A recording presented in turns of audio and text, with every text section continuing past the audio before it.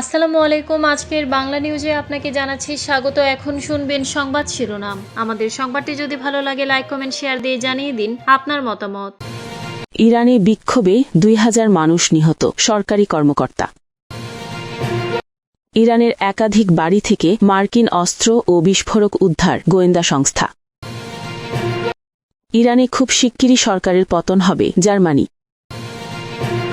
পাকিস্তানে তেহরিক-ই-তালিবানের বোমা হামলা, ৭ পুলিশ নিহত।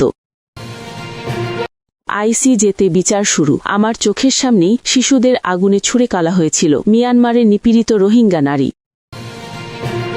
কেন ট্রাম্পকে এখনই ইরানে হামলা না করার পরামর্শ দিলেন জেডি ভ্যান্স।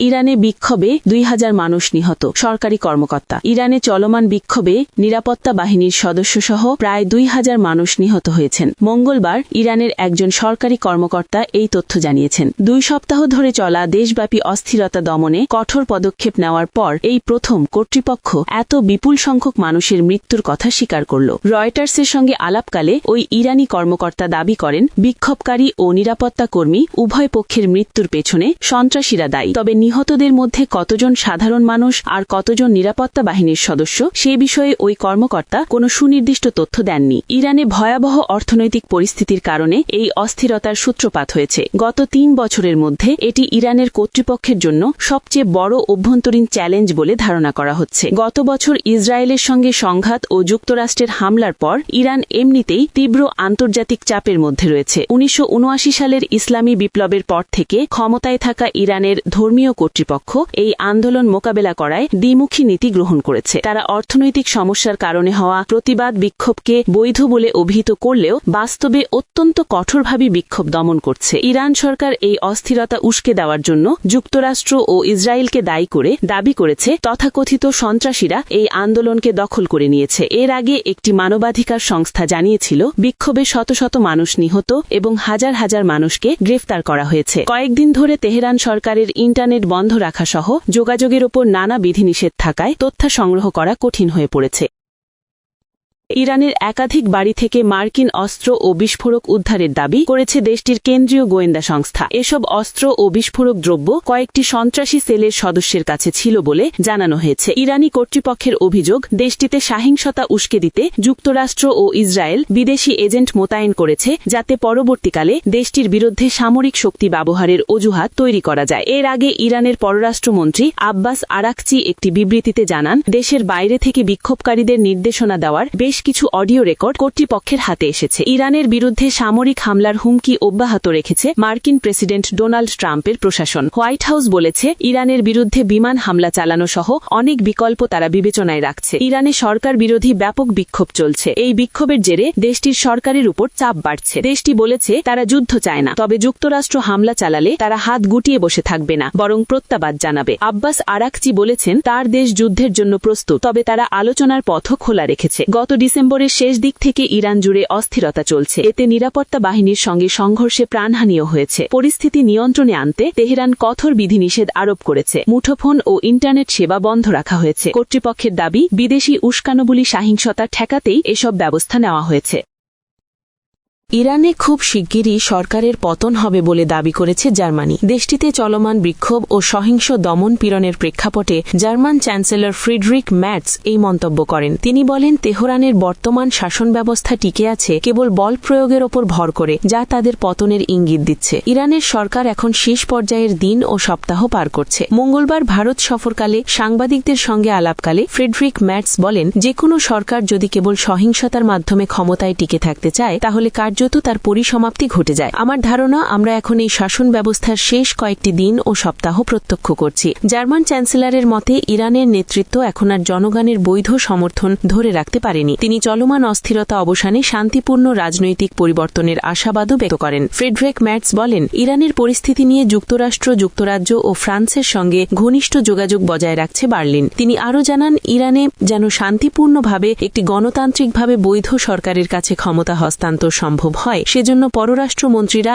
একে অপরের সঙ্গে নিবিড়ভাবে যোগাযোগ রাখছেন। এদিকে ইরানে চলমান ব্যাপক বিক্ষোভ ও নিরাপত্তা বাহিনীর কঠোর দমন পীড়নের প্রেক্ষাপটে তেহরানের ওপর সামরিক চাপ আরও জোরালো করার ইঙ্গিত দিয়েছে যুক্তরাষ্ট্র। পাকিস্তানে তেহরিক ই তালিবানের বোমা হামলা 7 পুলিশ নিহত। পাকিস্তানের উত্তর পশ্চিমাঞ্চলীয় খাইবার পাখতুনখোয়া প্রদেশে পুলিশের গাড়ি লক্ষ্য করে 2টি বোমা হামলা চালানোর ঘটনা ঘটেছে। এ হামলায় 7 পুলিশ কর্মকর্তা নিহত হয়েছেন, আহত হয়েছেন 3 জন। গতকাল সোমবারের এ হামলার দায় স্বীকার করেছে সন্ত্রাসী গোষ্ঠী তেহরিক ই তালিবান। পুলিশ জানিয়েছে প্রথম বিস্ফোরণটি ঘটেছে প্রদেশের ট্যাঙ্ক জেলার গোমাল বাজারের সড়কে। একটি সাজোয়া পুলিশের যানবাহন লক্ষ্য করে রিমোট কন্ট্রোল বোমা দিয়ে এ হামলা চালানো হয়। এতে সাজোয়া গাড়িটি সম্পূর্ণভাবে বিধ্বস্ত হয়ে সড়কের পাশে উল্টে পড়ে। ঘটনাস্থলেই 5 পুলিশ কর্মকর্তার মৃত্যু ঘটে। এ ঘটনায় আহত 2 জনকে স্থানীয় হাসপাতালে ভর্তি করা হলে তারাও নিহত হন। একই দিনে লাকি মারওয়ার জেলায় একটি পুলিশের ভ্যান লক্ষ্য করে বোমা বিস্ফোরণে অন্তত 3 পুলিশ সদস্য আহত হয়েছেন। পাকিস্তানের স্বরাষ্ট্রমন্ত্রী মোহসিন নাকভি হামলার কথা জানিয়ে বলেছেন, শান্তিপূর্ণ ভবিষ্যতের জন্য সাহসী পুলিশ সদস্যরা নিজেদের জীবন উৎসর্গ করেছেন। সম্প্রতি ট্যাঙ্ক জেলায় জঙ্গি সহিংসতা আবারও বেড়েছে। এসব হামলার পেছনে মূলত তেহরিক ই তালিবান পাকিস্তান বা টিটিপির সংশ্লিষ্টতার কথা বলছে কর্তৃপক্ষ। পাকিস্তান সরকারের অভিযোগ, আফগান তালিবান টিটিপি জঙ্গিদের আশ্রয় দিচ্ছে। জঙ্গিরা আফগান ভূখণ্ড ব্যবহার করে পাকিস্তানে হামলার পরিকল্পনা করছে, তবে কাবুল এ অভিযোগ অস্বীকার করেছে। আফগান সরকারের দাবি, পাকিস্তানের নিরাপত্তা পরিস্থিতি তাদের অভ্যন্তরীণ সমস্যা। আইসিজেতে বিচার শুরু। আমার চোখের সামনেই শিশুদের আগুনে ছুঁড়ে ফেলা হয়েছিল। মিয়ানমারে নিপীড়িত রোহিঙ্গা নারী। অবশেষে আমার মনে হচ্ছে আমাদের কথা শোনা হচ্ছে, আর আমাদের সম্প্রদায়ের মানুষের জন্য ভালো কিছু ঘটতে যাচ্ছে। আন্তর্জাতিক বিচার আদালতে আইসিজেতে মিয়ানমারের বিরুদ্ধে রোহিঙ্গাদের ওপর জাতিগত নিধনের বা জেনোসাইডের অভিযোগ সংক্রান্ত শুনানি শুরু হওয়া প্রসঙ্গে কথাগুলো বলছিলেন মোনাইরা ছদ্মনাম। তিনি মিয়ানমারের রোহিঙ্গা সংখ্যালঘুদের বিরুদ্ধে দেশটির সেনাবাহিনীর চালানো নির্মম দমনপীড়নে বেঁচে যাওয়া মানুষদের একজন। 2017 সালে মিয়ানমারের সেনাবাহিনী যখন রোহিঙ্গা গ্রামগুলোতে তথাকথিত ক্লিয়ারেন্স অপারেশন চালায়, তখনই রোহিঙ্গা নারীকে নিজের বাড়ি ছেড়ে পালাতে হয়েছিল। মোনাইরা বলেন, সেই সহিংসতার সময় তার ভাইকে সেনা সদস্যরা ধরে নিয়ে যায়, গুলি করে হত্যা করে ও তার বাড়িতে আগুন ধরিয়ে দেয়। সেনা সদস্যদের হাতে তিনি নিজেও ধর্ষিতা হন। মোনাইরা বলেন, আমার চোখের সামনেই শিশুদের আগুনে ছুঁড়ে ফেলা হয়েছিল। কেন ট্রাম্পকে এখনই ইরানে হামলা না করার পরামর্শ দিলেন যুক্তরাষ্ট্রের ভাইস প্রেসিডেন্ট জেডি ভ্যান্স? মার্কিন প্রেসিডেন্ট ডোনাল্ড ট্রাম্পকে এখনই ইরানে হামলা না করার পরামর্শ দিয়েছেন যুক্তরাষ্ট্রের ভাইস প্রেসিডেন্ট জেডি ভ্যান্স। গত 2 সপ্তাহ ধরে ইরানে সরকার বিরোধী বিক্ষোভ চলছে। ওই বিক্ষোভে প্রকাশ্যেই সমর্থন জানিয়েছেন ট্রাম্প এবং তার প্রশাসন। বিক্ষোভ দমন করতে যে পদক্ষেপ নিচ্ছে তেহরান, তাতেও অসন্তুষ্ট যুক্তরাষ্ট্র। এরই মধ্যে ইরানের উদ্ভূত পরিস্থিতিতে কিভাবে হস্তক্ষেপ করা যায়, কি কঠোর পদক্ষেপ নেওয়া যায়, মার্কিন বাহিনীর সামনে কি বিকল্প রয়েছে, তা নিয়ে আলোচনা হয়েছে যুক্তরাষ্ট্রে। সামরিক পদক্ষেপের সম্ভাবনাও উড়িয়ে দেওয়া হচ্ছিল না। কিন্তু এরই মধ্যে সামাজিক যোগাযোগ মাধ্যমে ট্রাম্প ঘোষণা করেন, ইরানের সঙ্গে যারা বাণিজ্য করবে তাদের ওপরে শুল্ক চাপাবে যুক্তরাষ্ট্র। মার্কিন সংবাদমাধ্যম ওয়াল স্ট্রিট জার্নাল জানায়, মার্কিন প্রশাসনের কয়েকজন শীর্ষ কর্মকর্তা ট্রাম্পকে পরামর্শ দেন যাতে এখনই ইরানে হামলা না করা হয়। হামলার আগে কূটনৈতিক স্তরে কি সম্ভাবনা রয়েছে তা পরখ করার প্রস্তাব দেন তারা।